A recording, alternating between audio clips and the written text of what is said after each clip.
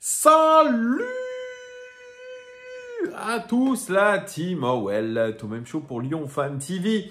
Très heureux les gars de vous retrouver pour une nouvelle vidéo. J'espère que vous allez bien et que vous abordez sereinement le match de demain face à Ludogorets. J'espère que je le prononce bien. Champion de Bulgarie. D'ailleurs, je ne vous ai pas fait la vidéo de présentation de ce club. J'essaierai de vous la faire demain à midi ou peut-être ce soir tard après la Ligue des Champions. Parce que ce multiplex de 18 matchs, je pense que ça va valoir vraiment le coup. À l'heure où je vous fais cette vidéo, toujours pas d'officialisation de Paulo Fonseca, les amis. Mais il sera question aussi de mercato dans cette petite vidéo du soir. Les amis, n'hésitez pas à vous abonner, n'hésitez pas à liker, n'hésitez pas à participer au concours pour gagner le maillot domicile de l'Olympique Lyonnais avec le Jean Dreyfus. Vous allez dans l'onglet communauté, je vous ai mis le lien. Vous devez t'abonner, vous devez liker la vidéo et mettez autant de commentaires que vous le voulez. Tirage au sort après le débrief du match contre Marseille. Ça sera dimanche, les amis. Je vous dis souvent, les amis, c'est un tic de langage, mais vous êtes quand même mes amis. Alors, comme je vous disais, pas d'officialisation de Paulo Fonseca à l'Olympique Lyonnais. On disait qu'il restait vraiment des petits détails à régler. C'est John Textor hier qui l'a dit à l'AFP que, sauf imprévu, c'est Paulo Fonseca qui serait le nouvel entraîneur de l'Olympique Lyonnais. Mais pour l'instant, toujours rien. Et c'est Jorge, comme ça qu'on dit en portugais, c'est Jorge Maciel qui s'est présenté devant les médias à la veille du match contre Ludogorets, le dernier match d'Europa League. Et il y avait aussi Miko Tadze, et pour la faire simple, c'était nul à chier. Voilà, c'était une conférence de presse, mais je pense la plus nulle que j'ai vue depuis longtemps, entre langue de bois et récit creux. Franchement, on n'a pas fait mieux. Voilà, Jorge Maciel qui rend hommage évidemment à Pierre Sage. Mais les mecs sont super professionnels et ils sont tellement professionnels qu'ils ont tout de suite switché.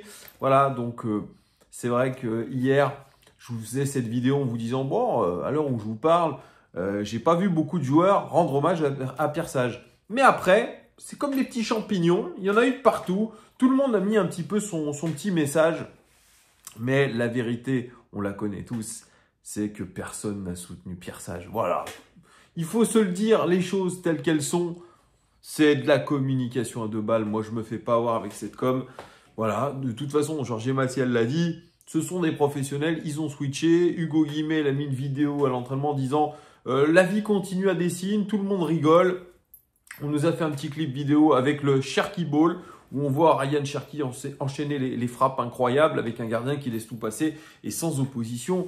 Bref, tout va bien du côté du Groupama OL Training Center où forcément on est en train de passer à autre chose. Et Jorge Maciel, qui est l'ancien adjoint maintenant de Pierre Sage et ancien adjoint de Fonseca, il n'a pas voulu parler de Fonseca. Il a dit on en parlera en temps utile. Demain, on va faire une belle prestation, blablabla. C'était nul, mais vraiment nul. Alors, je m'attends à rien de ces conférences de presse, mais alors là, qu'est-ce que c'était une platitude. Miko Tadze, c'est pareil. C'était nul à base de voilà. Et vous connaissez cette équipe de Ludogorets? Non, je ne connais pas. Voilà. Non, je suis désolé, je ne peux pas vous en parler. Voilà. D'accord, donc on est à la veille du match contre Ludogorets et non, personne vous a mis au courant de contre qui vous jouez? Ah. Vous allez me dire, c'était exactement la même chose avec Alejandro Balde du côté de Barcelone. Quand on lui a dit, vous pensez quoi de Gasperini? Petite histoire de traducteur, il dit, mais Gasperini, c'est un joueur? Il lui dit, non, c'est l'entraîneur de l'Atalanta. J'en pense rien parce que je le connais pas. C'est comme ça qu'on prépare aujourd'hui les équipes de haut niveau. Hein. Voilà, on prépare dans les grandes lignes, j'ai l'impression. Les joueurs sont tellement intéressés par leur taf qu'ils ne travaillent même pas. Il n'y a même pas de travail chez eux, hein, ou même pas, ils se disent, allez, je vais quand même peut-être regarder contre qui on se joue. Ça serait vous, ça serait moi. On se dirait, allez, quand même, on va se mettre un petit peu au taf. On va regarder un petit peu quelle est l'opposition de demain, quelques petites vidéos. Moi, en tout cas, ça me viendrait à l'idée. Bah non, les joueurs, ils sont pas là pour ça, apparemment. Voilà, on va leur dire, il y aura l'analyse vidéo qui va leur projeter un truc à l'écran en disant « Alors, voilà, ils attaquent comme ça, ils défendent comme ça, il y a peut-être moyen de faire ça là. » Voilà. Mais on est à un tel niveau d'amateurisme chez pas mal de joueurs, un niveau de non-professionnalisme qui est exactement la même chose que ce que je viens de vous dire avant, mais dans d'autres termes, un niveau de je m'en foutisme qui est quand même lunaire. Et c'est pour ça que, sincèrement, on idolâtre, on suit des gens qui n'en ont rien à foutre, qui sont là pour récupérer le pèse, mais qui n'ont pas forcément grand-chose dans la caboche. Et c'est ça qui m'énerve un petit peu, voilà. Donc évidemment, bah oui, Pierre Sage, c'est la vie continue, évidemment, je suis bien d'accord, la vie continue, on verra ce qui va se passer, il n'y en a aucun qui est capable de parler de Fonseca, parce que je suis sûr que la plupart ne connaissent même pas qui est cet entraîneur-là. C'est quand même fou, mais il y a eu cette image aussi de Mourinho, même les plus grands. Mourinho, qui avant le match face à Fenerbahçe, va serrer la main d'Abdelredissi, le kiné, parce qu'il ne savait pas qui était Pierre Sage. Mais ça aussi... ça montre aujourd'hui un degré de préparation des choses. Même Mourinho, et pour moi, c'est une faute professionnelle. Vous n'allez pas à un entretien d'embauche comme ça, en ne connaissant rien de la boîte, en ne connaissant pas les dirigeants, en ne connaissant rien. Ça me paraît tellement logique. C'est pour ça que quand on voit ces joueurs comme ça arriver, ouais, Pierre Sage, il était bien, c'était quelqu'un de bien, voilà. Et puis on passe à autre chose, voilà. Sincèrement, mais c'est lunaire. C'est comme cette image des joueurs qu'on voit à chaque fois faire la promenade d'avant-match. Les capuches comme ça, les mains dans les poches, le regard hagard. Je ne sais pas si on a changé d'époque par rapport à celle que j'ai connue dans les débuts des années 2000. Mais alors là, on est face à des flèches, hein, vraiment. Et je pense que, encore une fois, quand ça va encore avancer, les prochaines générations de joueurs... il va falloir vraiment se mouiller la nuque, hein, je vous le dis. Hein, donc vraiment, si c'était pour faire une conférence de presse, 2 conférences de presse aussi minables, allez, restez chez vous, sincèrement. Pierre Bidot, l'attaché presse de l'Olympique Lyonnais, je ne sais pas s'il a fait le travail, mais alors excusez-moi, mais le travail de préparation d'avant conférence de presse, il est minable. Bref, ça m'a saoulé, j'ai perdu du temps et de toute façon, on a l'impression que c'est Georges Massiel qui va faire l'équipe demain et qui va être sur le banc, hein, je pense, hein, puisqu'il n'y a pas d'officialisation à 20h55 à l'heure où je vous fais cette vidéo. Voilà. Ah oui, pareil, on a posé la question à Nico Tezé. C'est quoi le style de Georges Massiel? Bah voilà, c'est un entraîneur, il est proche de ses joueurs. Voilà. Après, voilà, on verra. Et quand on demande à Georges Massiel quel est son style de jeu, bon ben... voilà, vous verrez demain. C'était n'importe quoi. Bref, on est dans un espèce de flou, hein, avec en plus John Textor. Ça, c'est incroyable parce que y a la déclaration de l'AFP que je vous ai pas donnée, elle est quand même extraordinaire.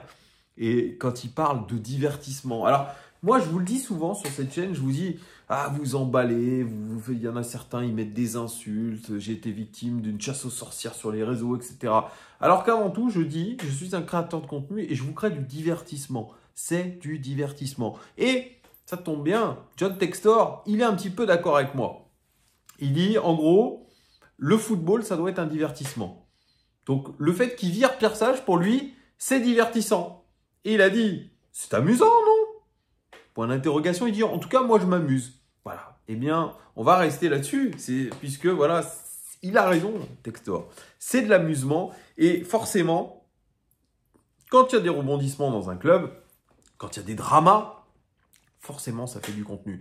Et la chaîne, en ce moment, elle marche très, très bien. Merci à vous, d'ailleurs, de votre fidélité, de tous vos commentaires, les amis. Vous êtes vraiment top. Mais, vous voyez, quand il y a du drama, il y a de l'actualité, forcément, ça crée du contenu. C'est un peu comme une série Netflix, une série Amazon ou ce que vous voulez. C'est ça la vie d'un club. Et c'est pas pour me déplaire, moi qui vous fais un petit peu de contenu. Bref, tout ça, c'était ma grosse parenthèse de la soirée. Je vais vous parler un petit peu de Mercato. C'est très léger. Alors, tout le monde est à vendre, mais bon, les rumeurs sont pas incroyables. Côté Olympique Lyonnais, il y a la rumeur, évidemment, plus qu'insistante, puisque Saïd Benrahma va quitter l'Olympique Lyonnais pour le Neom Sporting Club. Je vous en ai parlé, ce club saoudien de deuxième division.